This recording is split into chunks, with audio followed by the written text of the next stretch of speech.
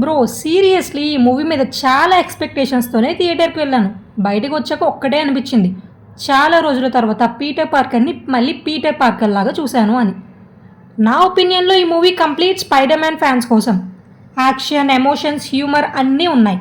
But అన్నిటికన్నా ముఖ్యంగా spider man original సోల్ని మళ్ళీ స్క్రీన్ మీద ఫీల్ అయ్యేలా చేసిన మూవీ ఇది. సో లేట్ చేయకుండా కంప్లీట్ రివ్యూలోకి వెళ్ళిపోదాం. అంతకంటే ముందు welcome back to me cinema పిల్ల ఛానల్. మన ఛానల్ని సబ్స్క్రైబ్ చేసుకొని వాళ్ళు సబ్స్క్రైబ్ చేసుకొని గంట సినిమాని లాగిపెట్టి కొట్టేయండి, దెబ్బకి గంట షేక్ అయిపోవాలి. నో వే హోమ్ తర్వాత అందరూ పీటర్ని మర్చిపోయారు కదా, అక్కడి నుంచే స్టోరీ స్టార్ట్ అవుతుంది. ఒక సైడ్ సూపర్ హీరో లైఫ్, ఇంకో సైడ్ నార్మల్ లైఫ్. ఆ రెండింటి మధ్య పీటర్ పడే స్ట్రగిల్ని చాలా న్యాచురల్గా చూపించారు. నాకు బాగా నచ్చిన పాయింట్ ఏంటంటే పీటర్ని సూపర్ హీరో లాగా కాకుండా మన పక్కింటి అబ్బాయి లాగా ప్రజెంట్ చేశారు. లోన్లీనెస్, గిల్ట్, రెస్పాన్సిబిలిటీ, లాస్ ఇవన్నీ చాలా జెన్యున్గా కనెక్ట్ అవుతాయి. నిజం చెప్పాలి అంటే ఎంసీయూ స్పైడర్ మ్యాన్ మూవీస్లో పీటర్ బాడీలో జరిగే changes, powers, responsibility, emotional struggles, ఆ ఒరిజినల్ స్పైడర్ మ్యాన్ ఎసెన్స్ కొంచెం మిస్ అయ్యింది అనిపించేది. కానీ బ్రాండ్ న్యూ డే ఆ ఫీల్ని మళ్ళీ తీసుకొచ్చింది. డైరెక్టర్ ఆ ఎమోషనల్ జర్నీని చాలా హార్ట్ టచింగ్గా హ్యాండిల్ చేశాడు. ఈ సినిమాలో యాక్షన్ కన్నా ఎమోషన్ ఎక్కువ కనెక్ట్ అయింది. కొన్ని సీన్స్లో డైలాగ్స్ కన్నా టామ్ హాలండ్ ఎక్స్ప్రెషన్స్ ఎక్కువ మాట్లాడాయి.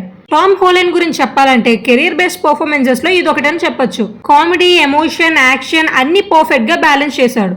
Innocence, vulnerability, confidence, complete spider man package ఇచ్చాడు. ఇంకా పనిషర్ ఎంట్రీ అయితే సూపర్. సీరియస్ క్యారెక్టర్ అయిన స్పైడర్ మ్యాన్తో ఉన్న కెమిస్ట్రీ వల్ల అన్ఎక్స్పెక్టెడ్ ఫన్నీ మూమెంట్స్ బాగా వర్క్ అయ్యాయి. ఇద్దరి మధ్య కామెడీ ఉంటుంది, కాన్ఫ్లిక్ట్ ఉంటుంది అండ్ ఎమోషన్ కూడా ఉంటుంది. సపోర్టింగ్ క్యారెక్టర్స్ని ఓవర్ యూస్ చేయలేదు. స్టోరీ ఫోకస్ మొత్తం పీటర్ జర్నీ మీదనే ఉంటుంది. అదే బిగ్గెస్ట్ ప్లస్.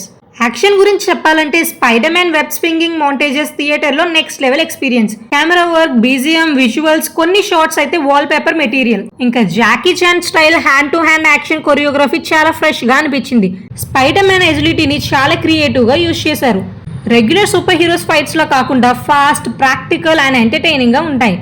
హల్క్ సీక్వెన్సెస్ అయితే మార్వెల్ ఫ్యాన్స్కి full feast. Visuals guarantee. Background score కూడా ఎమోషన్ సీన్స్ని చాలా బాగా ఎలివేట్ చేసింది. కొన్ని మూమెంట్స్లో గూస్ బంప్స్ గ్యారంటీ. ఇంకా బిగ్గెస్ట్ ప్లస్ ఏంటంటే ఈ సినిమా వరల్డ్ సేవ్ చేయడం గురించి కాదు, పీటర్ పార్కర్ అనే మనిషి లైఫ్ గురించి. రెస్పాన్సిబిలిటీ కోసం ఎంత సాక్రిఫైస్ చేస్తాడు, లాస్ని ఎలా హ్యాండిల్ చేస్తాడో ఆ ఎమోషనల్ జర్నీ మీద ఎక్కువ ఫోకస్ పెట్టారు. ఇంకా నెగిటివ్స్ చెప్పాలంటే ఫస్ట్ హాఫ్లో కొన్ని సీన్స్ ఇంకొంచెం క్రిస్ప్గా ఎడిట్ చేసి ఉంటే పేస్ ఇంకా బెటర్ ఉండేది.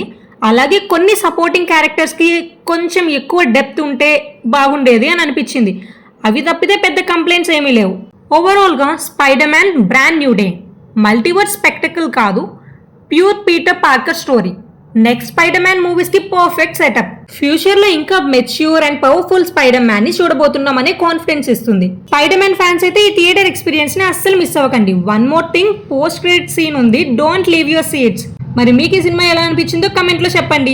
వీడియో నచ్చితే లైక్ చేయండి, షేర్ చేయండి, సబ్స్క్రైబ్ చేయడం మర్చిపోకండి. మళ్ళీ ఇంకో రివ్యూతో కలుద్దాం. ఇట్లు మీ సినిమా పిల్ల.